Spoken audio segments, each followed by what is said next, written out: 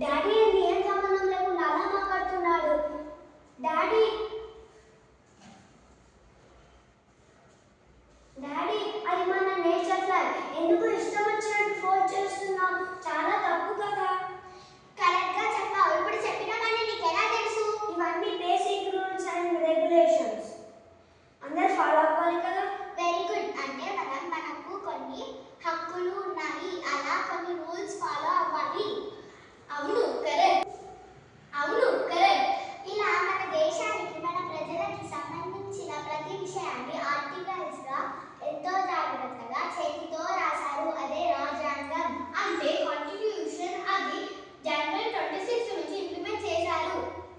అప్పటి నుంచి India is a most సాగరిస్ట్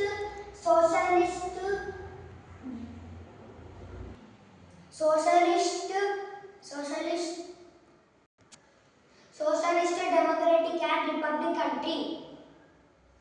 అందుకే జనవరి 26ని రిపబ్లిక్ డేగా జరుపుకుంటారు.